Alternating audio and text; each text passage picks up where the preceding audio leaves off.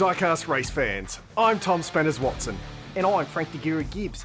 And welcome to the Rocky Road 2.0. That's right, this is an absolute beast of a track. It's going to be brutal, but there are 7 checkpoints in total, including the finish line. There's 2 points for first place, just like in the other races, and if you crash off track, you're done for the day. Well, I'm certainly expecting a lot of cars to end up on their roof or rolling a lot, and possibly a couple going off track as well.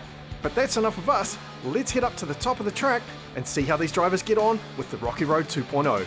Right, first up in the Mustang, we've got John Receiver versus McMoody driving the Ford Fiesta.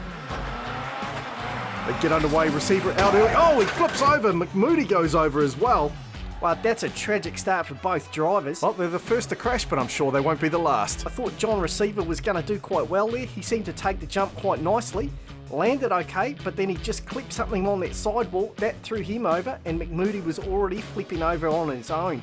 John definitely got launched there off the side of the track, but he couldn't pull off a full barrel roll. But we'll reset the cars, send them down again, see if they can do a bit better. So they switch lanes this time, get ready to go again. Hopefully they get a bit further down the track this time. Receiver out early again. Oh, he cuts McMoody off, hits the sidewall, stops himself, and McMoody on his roof. Another disappointing run from both drivers, only just clearing those checkpoints, so John Receiver finishes on 5, McMoody with only 3. Now we go to Lily the Dog in the Lancia Delta Integrale versus Nocky Jack in the Toyota Scion. Lily the Dog gets out quick, heading down to the finish. Can she go all the way? No! Pulls up short, and the break in the clouds there. Picks up 5 points for the checkpoint. Nocky Jack left halfway up the track as they switch lanes now. Nice work by Lily in that last race. Let's see if she can do it again or better. They get underway. Jack out early. He shuts Lily the Dog off. Rolls down the track, and where's Lily the Dog? Oh, she's parked up in the crowd. What the heck happened there? I need to go back through the Granny's Muffins replay and have a look. So it looked like Jack cut Lily off, putting her into the wall, and then she comes back and it looks like she's backed over a spectator there before carrying on into the crowd. Yeah, I think she did, mate. Let's have a look at it on this angle. Oh, she totally did. She ran right over that dude's face, but look at this parking. That is some high quality driving right there in reverse. Well, apart from driving over the other dude. Yeah, but look at the way she parked right in between that crowd. She could have mowed them all down. But she did a great job there by parking right in between them instead of just running them all down. Yeah, but that one dude's got some serious tyre tracks over his face. Alright, both those drivers finish on 6 apiece. We're just going to take a quick break while we check on the other spectators. We'll be right back after this. Release your inner Frank with this classic Give It the Beans t-shirt available from chaoscanyonmerch.online. Welcome back, Diecast fans. Luckily that spectator did actually duck out of the way, so he's good. We're back into it. So this time we've got the Ford Focus of Big Mac versus the Commish in the Subaru WRX. They get underway, Big Mac out, the Commish gets ahead, gets down to the 5th checkpoint. Big Mac left on his roof, will reset them. They switch lanes, Big Mac on the outside, the Commish on the inside. Underway again. Big Mac goes over, the Commish going around the outside and gets to the finish line. The first driver to make the finish line, picking up maximum points there. And I've got to say, Big Mac did a great job to slide as far as he did to pick up 6 points.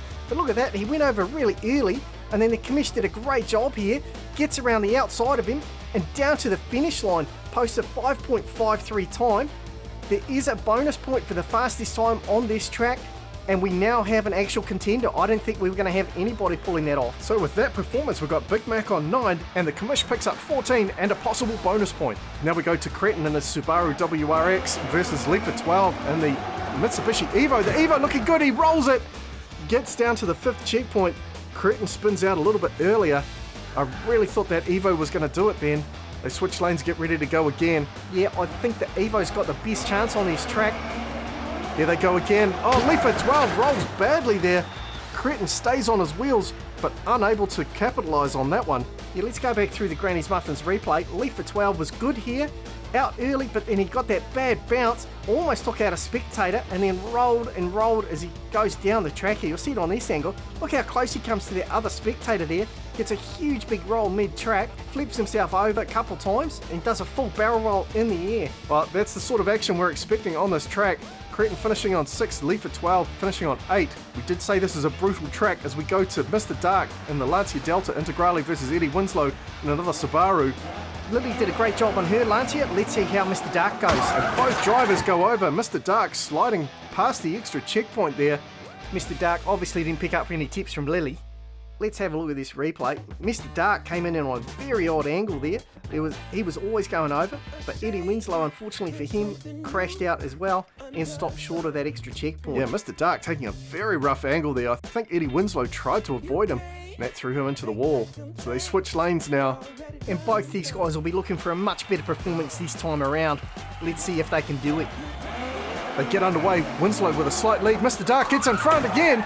Oh, he slams into the sidewall hard there and comes to a sudden stop. Puts the end to his run. Mr. Dark finishing on 7. Eddie Winslow disappointing 5. Now it's Scooter Rounduel in the Honda Civic versus Coast in the Mustang. They get out quick. Coast out early. Flips around. Shuts Scooter down. Takes an extra checkpoint for himself. Scooter will be disappointed with that one. You'll see it in this replay here. Coast comes through, bounces back. Scooter had nowhere to go, slams on the brakes, gets up on 2 wheels there even, while trying to keep his car under control. Alright, they switch lanes. Scooter needs to get in front of Coast so he can't be held up by this driver. Scooter gets ahead. He's going for the finish line. He's past the 6th checkpoint. He's crawling at this point, but he does it. He picks up maximum points on that run. Not a very impressive time at 9:07 compared to the Commission's 5.53, so he's definitely not in the running for the bonus point there, but those points are going to be vital. Yeah, that was an absolutely great run from Scooter Rounduel there. Picks up 11 points, Coast picks up 6. As we move into round number 7, we've got Glitch and the Skyline GTR versus Drabhead and the Ford Escort. They get underway. Bit of carnage on the track. Glitch not able to slide past that extra checkpoint. Drabhead looked like he may have taken Glitch out there. Well, let's see just what happened on the replay. So they come in, I'm thinking they touched in the air there, and that was enough to throw Glitch off his line. Drabhead gets the extra checkpoint as he slides past there. Drabhead playing dirty there. I'm not sure if it was intentional, but he definitely drifted across and clipped Glitch in the air. Alright, they switch lanes and get ready to go again. Glitch needs a strong run here if he's going to pull back those points. Drabhead goes over, and he's into the crowd! Drabhead goes through the crowd! He has mowed a bunch of spectators down. Wow, that is absolutely shocking from Drabhead. Let's hope they're okay. Let's have a look at the replay and see just how it went wrong. So he was well out in front here, landed very badly. Again, Glitch nowhere to go, spins around, and Drabhead flies up over that sidewall, smashes through the crowd. Let's have a look at it a little bit slower. So he got a very bad bounce, slides across the track, bounces off the opposite wall, spun around, slaps that first spectator in the face with the bonnet, and then rolls through the others and pancakes the other spectators. That's absolutely brutal from Drabhead. Good thing we've got a number of camera angles to check this out. Have a look at this one. Now, a number of other drivers have done that, but here he spins around and just helicopters through the crowd. Glitch left on track there, wondering what the heck happened in behind him. And it looks like that guy that was drinking beer on his chili bin there may have actually pushed the car off him. Well, they're definitely pretty tough at the canyon, but Drabhead here thinks he's doing 10-pin bowling, not driving a rally car. That's just ridiculous. He really needs to sort that out before the final round. That is just a huge accident. We're going to have to get the ambulance out to the crowd. I don't know, mate. You might even want to send a hearse or two. I think there's probably a couple of dead bodies there, mate. Plaster and some Panadol, I'm sure they'll be fine. Well, Glitch and Drabhead finished that round on 7 apiece. While the ambulance crew are checking over the spectators, let's go to the last round. Lightning Jim and the VW versus Chips McGee in the Evo gets the jump on Jim. Evo goes over, Chips McGee sliding almost like he did on the hill climb, gets a long distance, picks up 5 points, but Lightning Jim only just crossing that first checkpoint and almost taking out a spectator. Yeah, let's have a look at this replay. See Chips McGee there, landed well. Jim just slammed into the ground and came to a sudden stop and almost nailed that spectator in the face. Just as well he didn't nail him too badly because the ambulance is too busy already. The drivers reset and switch lanes. They get underway, Chips out early, but he rolls and Lightning Jim goes over as well. Another tragic finish for both drivers. Yeah, that's tragic for Chips. Again, I was really expecting a lot out of him on this track. He got a good jump but just came in too hot, slammed into that sidewall, and that was the end of his race right there. Yeah, you see it on this angle. He came down, got that rear end up, and then just clipped the wall, and that was enough to throw him over. And Lightning Jim having an absolute shocking round, only picking up 2 points. Chips McGee picks up 7. So good news, it looks like the spectators are okay.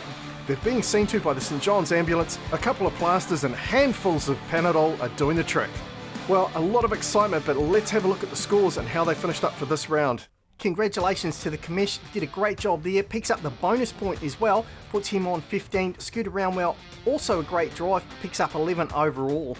So let's look at the combined scores for all the tracks so far. Scooter Rounduel now takes first position on 31, closely followed by the commish on 30. Then we've got Big Mac on 29, Mr. Dark, Glitch, John Receiver on 27, Lily the Dog, and Cretin on 26, Nocky Jack on 24, Leafer 12 on 23, Drabbeard, Chips McGee on 21, Coast and Eddie Winslow and Lightning Jim all on 20, and closely followed by Mick Moody. Yeah, it's been an awesome series so far. We knew that this track was going to shake things up, and of course we've still got the Helix track to go. That's right, but remember we've got the Group A's running on the Rocky Road next week. That should be interesting. And if you've enjoyed the video, make sure to like, comment and subscribe. That's right, we really appreciate it. Alright, that's enough from us tonight.